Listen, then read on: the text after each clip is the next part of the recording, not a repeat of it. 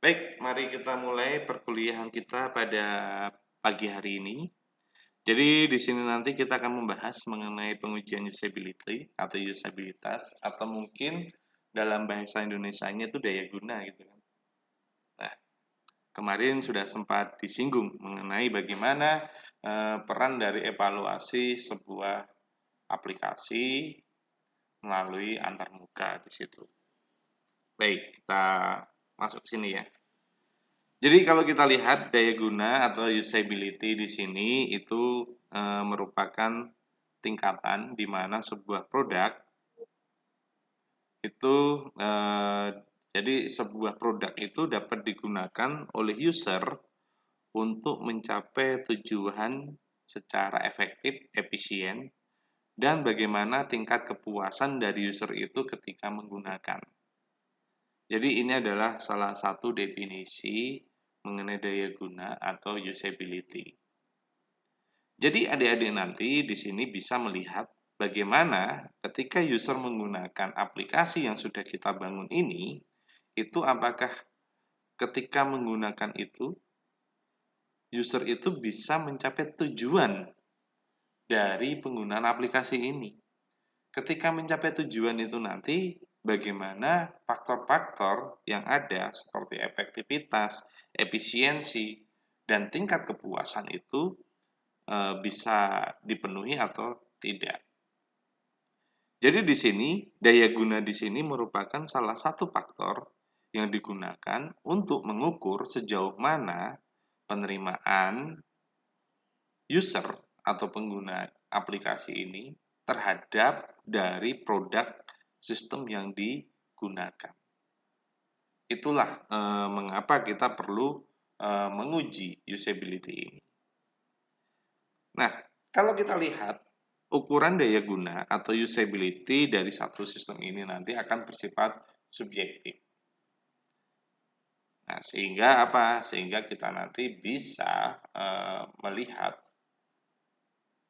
apakah daya guna sistem ini nanti ketika kita ujikan kepada calon pengguna itu nanti apakah benar-benar sudah memenuhi atau tidak.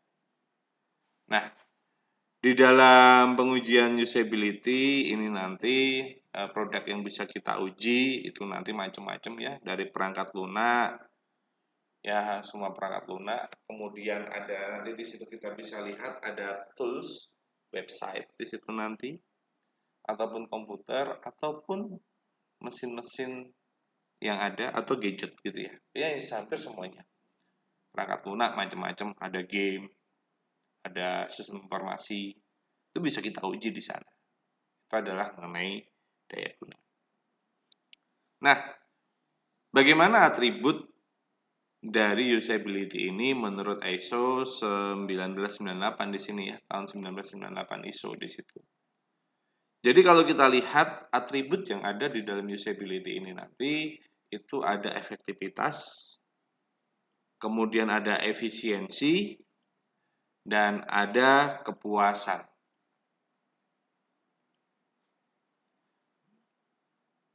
Nah, efektivitas ini apa itu ya?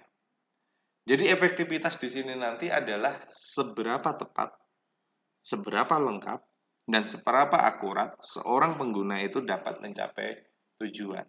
Itu yang disebut dengan efektivitas. Kemudian efisiensi.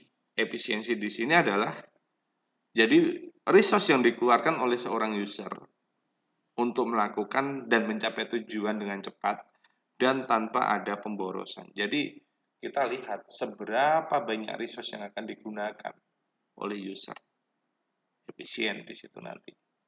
Kemudian kepuasan.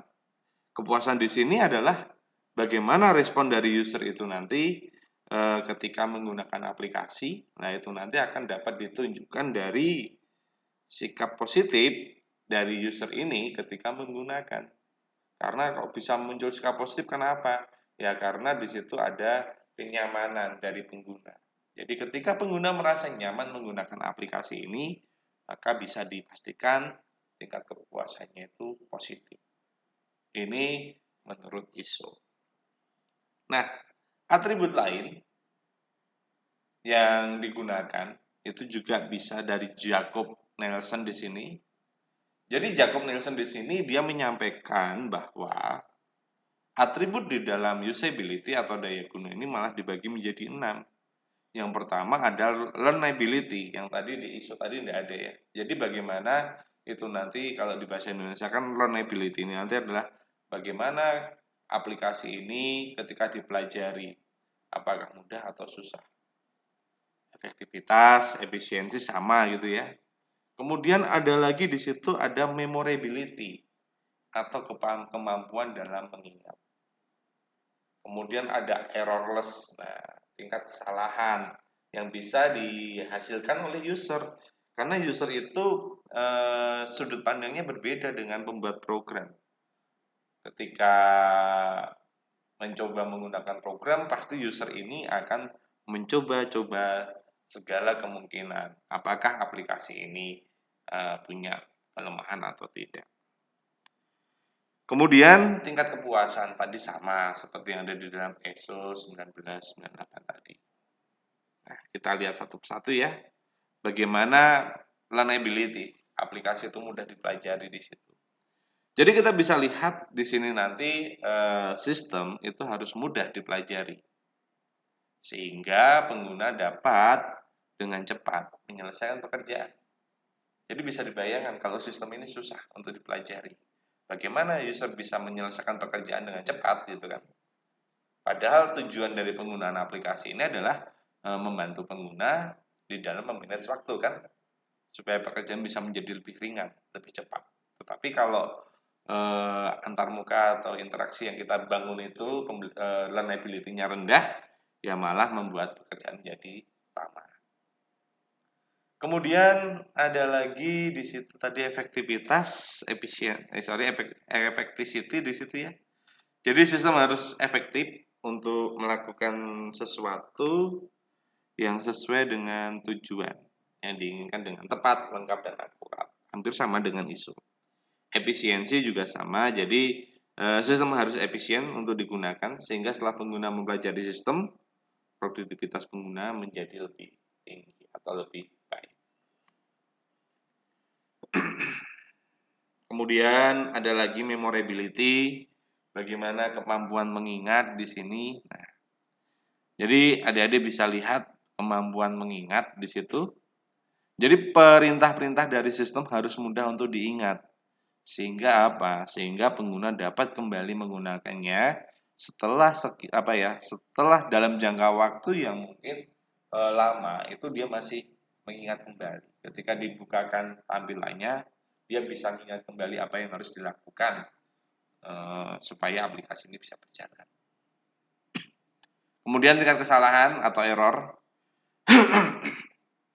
Jadi sistem itu harus memiliki frekuensi error yang rendah. Itu diharapkan dengan frekuensi error yang rendah itu nanti diharapkan yang pertama pengguna hanya membuat sedikit kesalahan selama dalam menggunakan sistem. Atau yang kedua di situ nanti jika pengguna membuat kesalahan, mereka dapat keluar dari kesalahan tersebut dengan mudah. Karena apa? Penanganan error atau error handlingnya itu sudah ada semua. Sehingga bisa mengurangi tingkat kesalahan. Contohnya seperti apa?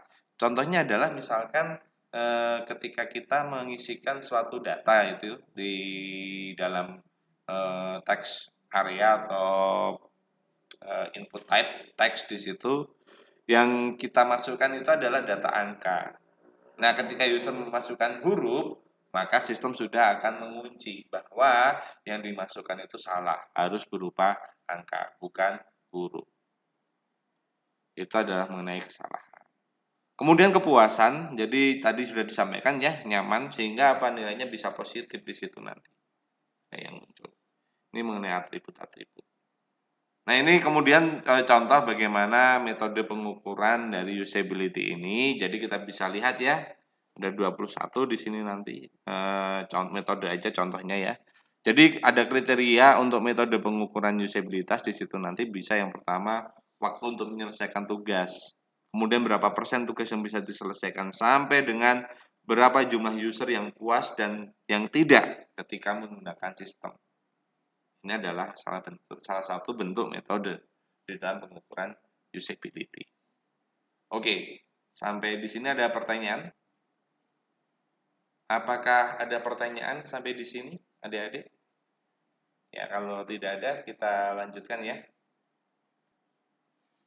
Nah, selanjutnya di sini kita bisa lihat bagaimana metode pengukuran dari usability nanti. Jadi, kita bisa melakukan pengukuran itu nanti dengan dua proses dalam pengumpulan data. Yang pertama nanti adalah bagaimana pembahasan di sini. Nah, pembahasan dan pelaksanaan pengujian di situ nanti. Untuk pembahasan di situ nanti apa? Jadi untuk membantu dalam membuat keputusan awal atas rekayasa bentuk dari antarmuka pengguna yang dilakukan pada fase awal di sini. Kemudian selanjutnya nanti ada pada saat pengujian, jadi untuk menilai keputusan rekayasa spesifikasi bentuk yang telah dibuat, itu nanti adalah mengenai metodenya. Nah, pembahasan dan pengujian dari usability nanti kita bisa melihat ya dengan adanya pengujian usability ini nanti, maka kita bisa memberikan manfaat yang sangat besar ketika nanti berbicara cost. Karena apa? Karena ketika aplikasi ini dibangun, pasti nanti akan ada banyak pelatihan penggunaan aplikasi. Jika aplikasi yang kita bangun ini susah atau sulit, otomatis apa? Otomatis memerlukan banyak waktu untuk melakukan pelatihan, sehingga cost-nya itu menjadi lebih mahal. Sehingga di sini gini kan kita bisa lihat, sistem yang mempunyai daya guna tinggi itu nanti dapat mengurangi biaya pelatihan, support konsumen, dan meningkatkan kepuasan pengguna. Jadi pasti akan mengurangi biaya-biaya pelatihan.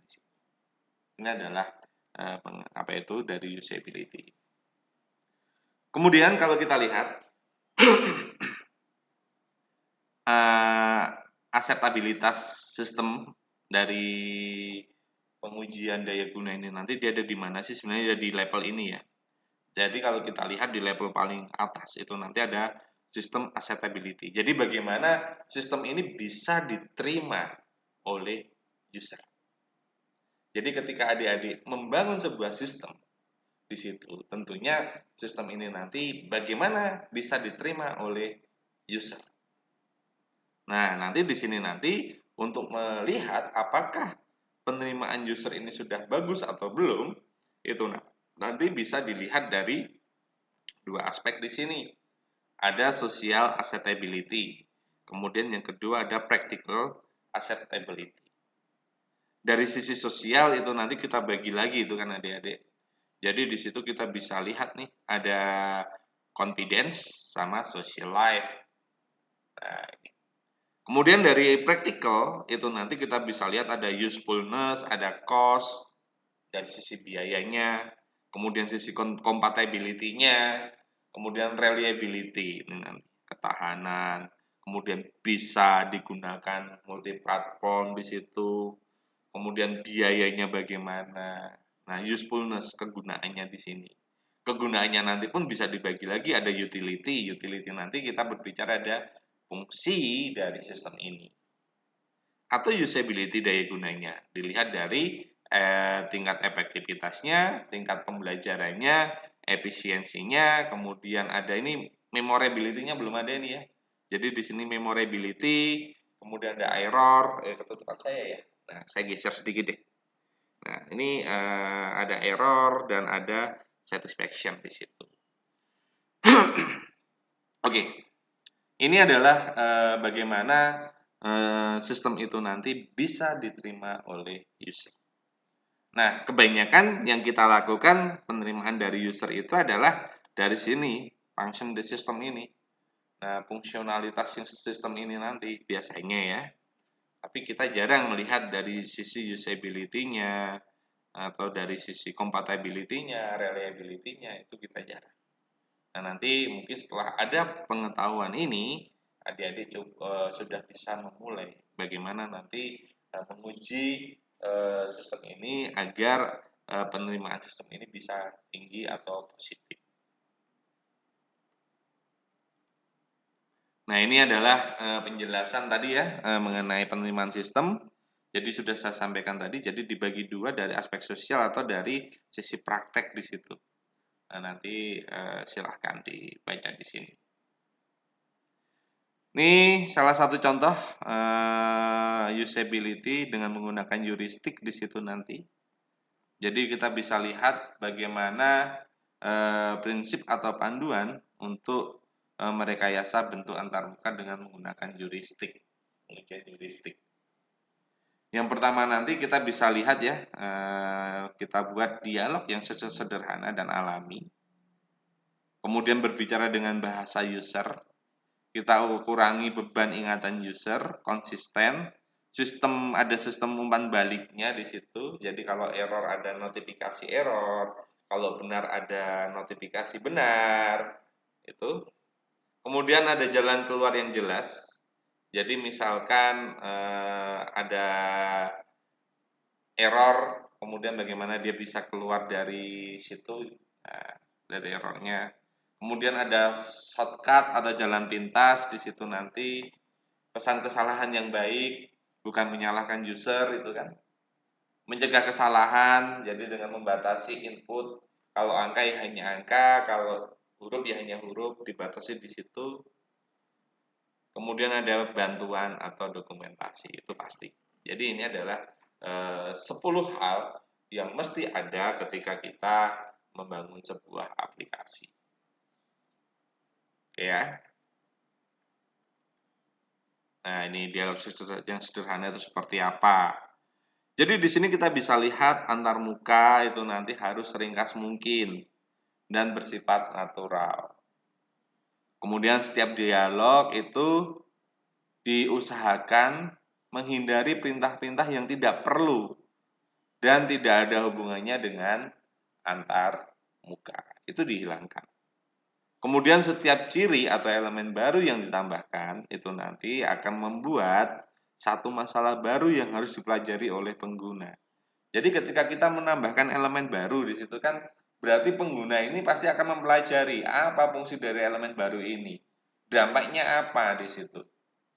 Misalkan ketika kita tambahkan elemen delete gitu kan. Nah, pasti kan user akan mempelajari kalau elemen delete ini saya delete, saya akses, apa yang terjadi? Oh, ternyata datanya hilang gitu kan. Ini yang perlu kita perhatikan. Jadi di sini nanti ketika kita menambahkan berarti ada sesuatu masalah baru yang harus dipelajari oleh pengguna sehingga kita bisa uji lagi apakah elemen baru ini sudah memenuhi aspek dari pengujian-pengujian yang sudah dilakukan. Ini dialog sederhana tadi ya. Jadi kalau kita lihat, nah pendekatan yang harus digunakan ketika kita membuat dialog yang sederhana dan alami itu seperti apa? Ya ini nanti hanya menampilkan perintah yang diperlukan. Kemudian memperhatikan bentuk elemen grafik, itu nanti juga perlu. Kemudian penggunaan warna yang baik dan tidak berlebihan. Jadi misalkan warna merah itu untuk larangan, itu kan. Warna kuning peringatan, warna biru sukses dan sebagainya. Kemudian desain layar yang dibangun itu harus dalam bentuk yang lebih ringkas. Jangan terlalu banyak menu di dalam layar. Orang justru malah bingung. Kemudian dialog yang natural. Nah, kemudian yang kedua tadi berbicara dengan bahasa pengguna. Karena pengguna itu bukan programmer yang mempunyai sudut pandang sama. Sudut pandang pengguna itu berbeda dengan programmer. Kadang programmer atau desainer itu sudah merancang seperti ini, tetapi oleh pengguna itu berbeda lagi diubah. Contoh paling gampang itu adalah ketika ada sepeda motor baru itu ya. Engineer sudah merancang bagaimana fungsi dari setiap komponen yang ada di dalam sepeda motor. Tetapi ketika sampai ke pengguna di situ, itu sudah berbeda. Pengguna inginnya dimodifikasi, diubah-ubah gitu ya. Sehingga apa? Sudut pandang dari user dan engineer itu berbeda. Sehingga apa? Di sini nanti ketika kita membuat sebuah aplikasi supaya mudah digunakan, ya kita nanti harus mengikuti apa yang biasa digunakan oleh user. Jadi di sini nanti berbicara dengan bahasa pengguna. Jadi dialog ini seharusnya menggunakan bahasa yang dipahami oleh user. Jangan menggunakan bahasa yang dipahami oleh programmernya. Perintah-perintah yang berorientasi pada mesin. Jadi ada assembler dan sebagainya. Jangan ditampilkan itu kan. Karena user nggak tahu gitu ya. Itu. Jadi ini yang perlu kita perhatikan. Kemudian masih banyak hal ketika berbicara apa itu dengan bahasa pengguna di situ nanti. Jadi tolong diperhatikan bahwa user itu bukan sebagai desainernya. Jadi kita harus bisa menjadi seorang user juga ketika kita mau membuat apa itu model komunikasinya. Mengurangi ingatan atau beban ingatan pengguna di situ. Jadi user itu jangan dibebani untuk mengingat atau menghafal pada saat berinteraksi dengan sistem. Biarkan ini terjadi secara natural. Itu ada sebagai contoh, jadi penggunaan menu. Jadi di sini nanti dengan menggunakan menu itu nanti dapat mengurangi beban ingatan dari user dibanding menggunakan command line di situ. Jadi kalau command line kan kita harus mengingat perintahnya. Nah, kalau sudah kita menggunakan menu, user tinggal klik shortcut-nya, jadi lebih mudah di situ. Kemudian konsisten itu juga perlu. Jadi jangan sampai nanti tidak konsisten informasi yang disampaikan sehingga menyebabkan permasalahan. Ada umpan balik, nah ini ya contohnya. Jadi sekarang kalau menggunakan Word saya ada di page berapa, sectionnya berapa, itu kan di line berapa, kolom berapa itu muncul, itu feedback informasi. Itu perlu disampaikan. Kemudian jalan keluar ini ya. Nah, jadi kalau salah klik bisa di-undo dan sebagainya.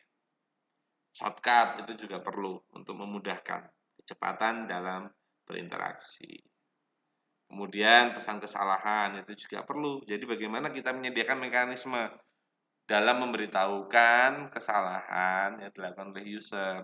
Namun di sini nanti pesan kesalahan itu harus jelas dan mudah dipahami, disampaikan dalam bentuk teks, frase, atau konsep yang mudah dipahami. Kemudian pesan kesalahan yang disampaikan itu bersifat khusus sesuai dengan apa yang dilakukan, apa yang salah di situ ya. Kemudian pesan kesalahan disampaikan, yang disampaikan itu sebaiknya menyediakan solusi dalam menyelesaikan masalah. Kemudian di penyampaian kesalahan dalam secara sopan, kita tidak boleh menyalahkan user. Nah, nanti kalau menyalahkan user, ya nanti aplikasi kita tidak akan dipakai. Ini contoh kan, ketika di Google kita mau masuk mencari informasi, mungkin typo di situ, mungkin salah kurang huruf dan sebagainya, maka maka Google akan memberikan masukan. Apakah yang Anda cari itu ini gitu kan. Nah, ini contohnya. Kemudian mencegah kesalahan tadi ya. Jadi kita berikan batasan-batasan supaya ketika user melakukan kesalahan itu bisa dihindari. Ini dokumentasi penting. Jadi kalau ada permasalahan itu diharapkan user cukup membaca dari dokumentasi atau bantuan itu nanti bisa menyelesaikan masalahnya tersendiri. Nah, kemudian selanjutnya adalah siklus hidup dari usability. Di situ nanti ada know the user, kemudian ada usability benchmarking, kemudian ada goal oriented interaction design. Nah, nanti di sini ada iterative design, itu nanti ada prototyping, kemudian ada usability evaluation. Nah, ini nanti akan saling berhubungan di situ nanti. Oke, itu adalah gambaran dari siklus hidup daya guna dari daya guna atau usability. Oke, tadi kita sudah sampai di sini ya. Jadi yang pertama kali tadi ada mengenali user. Jadi kita bisa kenali usernya dulu, siapa yang menggunakan. Jadi ketika kita membangun sebuah aplikasi di situ, ya kita kenali usernya siapa. Nah, kalau usernya salah, otomatis eh, desain yang kita bangun juga bisa jadi salah gitu ya. Contohnya paling gampang gini, ketika kita mau membuat sebuah game edukasi di situ, target kita siapa yang menggunakan aplikasi game edukasi ini? Anak SD, SMP, SMA, atau anak TK di situ? Karena pasti materi yang digunakan berbeda, antar muka yang dibangun juga berbeda. Anak TK pasti kalau di anak TK di situ antar muka yang dibangun tentunya adalah menampilkan gambar-gambar yang ceria di situ ya. Nah, jadi ini contohnya. Kita ketahui dulu siapa usernya. Oke ya, kita lihat satu-satu di sini.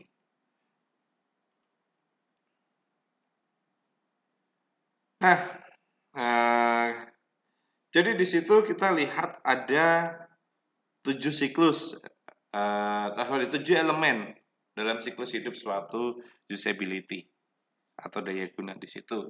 Jadi kita kenali user dan sebagainya di situ. Kita lihat di sini. Jadi ketika kita mengenali user di situ nanti, nah jadi kita akan mengenal siapa user di situ nanti yang akan menggunakan. Tujuannya adalah agar aplikasi yang kita bangun ini benar-benar sesuai. Ya, jadi di situ di dalam mengenali user, jadi di sini nanti kita bisa mempelajari, mengenali dan memahami bagaimana user yang akan menggunakan sistem. Kemudian bisa merangkum keperluan dari user. Kemudian tingkat kepuasan. Kemudian kita juga harus tahu kan, di situ nanti tujuan tingkat kepuasan dan mengetahui kemahiran dalam menggunakan komputer. Nah, jadi di sini nanti permasalahan yang kita hadapi ketika kita membangun satu aplikasi di situ nanti adalah eh, kesulitan dalam mendapatkan sasaran. Jadi kita ketika mengenali calon pengguna itu kadang kita bingung apa untuk mendapatkan sasarannya itu siapa sebenarnya. Kemudian pengetahuan tentang tingkat pendidikan, umur, kemudian pengalaman kerja, pengetahuan umum tentang komputer itu penting. Karena apa? Karena di situ nanti untuk memahami bagaimana user ini nanti yang akan menggunakan nanti ini kita bisa pahami nih. Kira-kira sejauh mana dia bisa menggunakan aplikasi. Nah, oleh karena itu perlu dilakukan beberapa hal ketika kita akan mengenali apa itu mengenali pengguna di sini nanti, yaitu kita bisa melakukan riset kualitatif seperti pengamatan dan wawancara. Kemudian mengklasifikasikan user berdasarkan perilaku dan variabel demografisnya. Kemudian kita identifikasi tujuan user dan attitude. Kita lakukan analisis bagaimana nanti workflow-nya. Kemudian kita susun typical skenario dari user. Nah, jadi nanti kita bisa klasifikasikan nih user berdasarkan pengalaman, tingkat pendidikan, umur, kemudian statistik penggunaan sistem yang sudah pernah di training. Jadi dia sudah pernah menggunakan aplikasi apa saja di situ. Nah, ini bisa kita kita klasifikasikan. Nah, ada 3 kategori utama pengalaman user yang selalu berubah-ubah.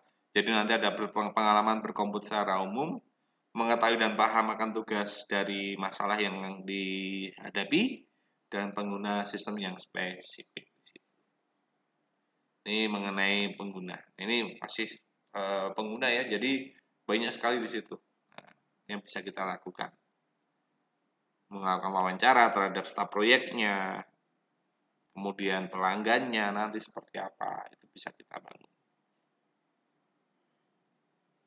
Nah, tujuan wawancara dengan staf project di situ nanti ya kita bisa mengetahui visi produk, anggaran belanja dan jadwal, delivernya kapan, kemudian teknik yang digunakan di situ nanti, kemudian persepsi tentang siapa penggunanya itu bisa kita masukkan.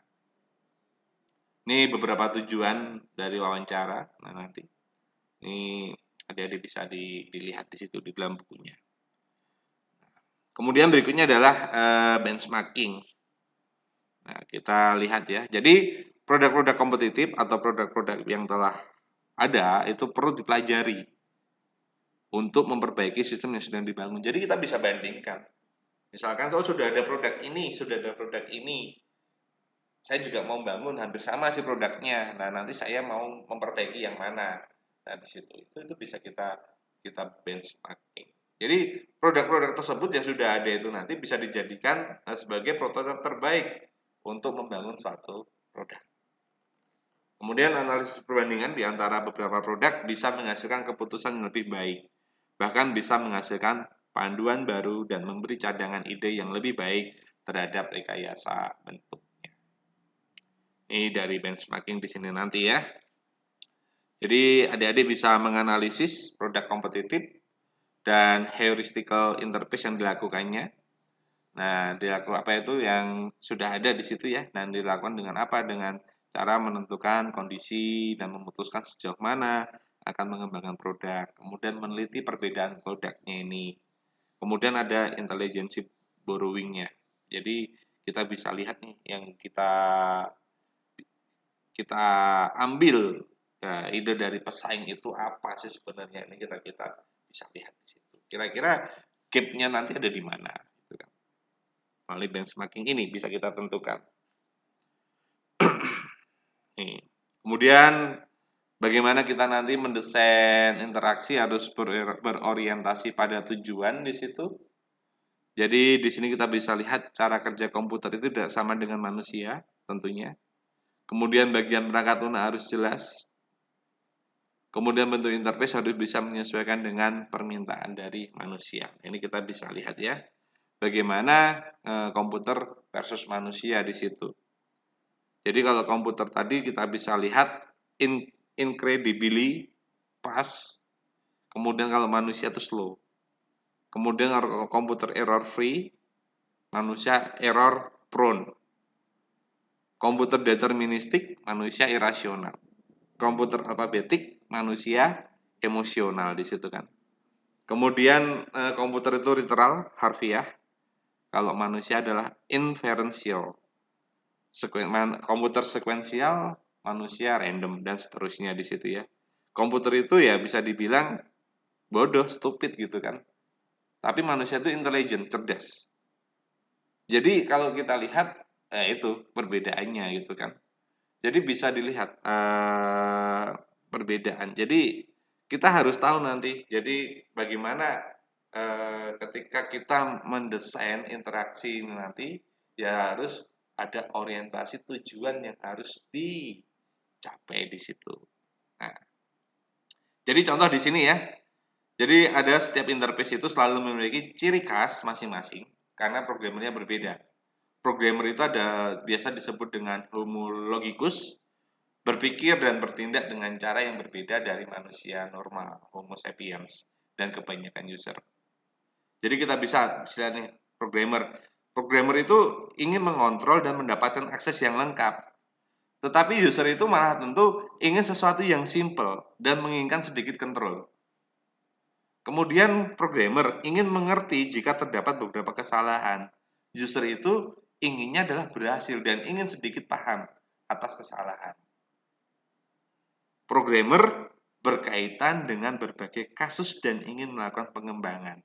User itu berkaitan dengan permasalahan dan mengalami stres di sini. Jadi itu ketika kita membuat suatu antarmuka, itu nanti di situ nanti, nah pasti kita harus memperhatikan apa yang diinginkan oleh user, bukan apa yang diinginkan oleh programmer. Karena apa? Tujuannya yang dicapai kan adalah untuk membantu user di dalam memecahkan masalahnya, bukan membantu programmer memecahkan masalah. Itulah yang perlu diperhatikan.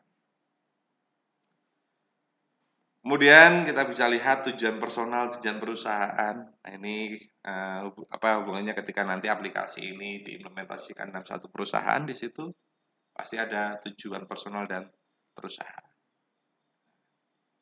Nih.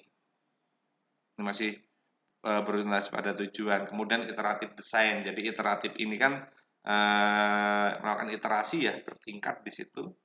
Jadi bertujuan untuk desain, tes, dan redesign. Kemudian dibangun prototipe, interface-nya dengan cara ya ketika menemukan masalah usability, menempatkan masalah untuk interface baru, dan sebagainya. Kita bisa melakukan prototyping. Yang sudah saya bahas, prototyping itu seperti apa, atau menggunakan usability evaluation di situ. Kemudian studi lanjut ya, follow up study di situ nanti diteruskan untuk perbaikan.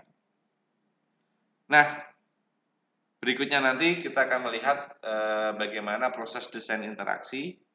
Jadi agar proses desain interaksi dapat mencapai tujuan, maka kita harus melakukan hal-hal sebagai berikut. Di situ ada wawancara, membuat persona, kemudian menjelaskan tujuan, membuat skenario yang jelas, dan solusi desain.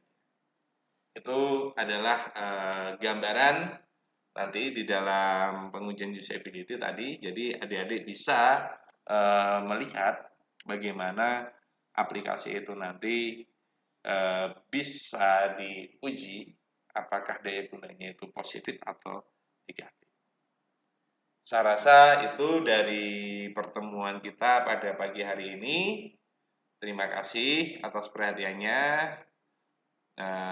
Kita akhiri ya perkuliahan kita pada kali ini. Terima kasih.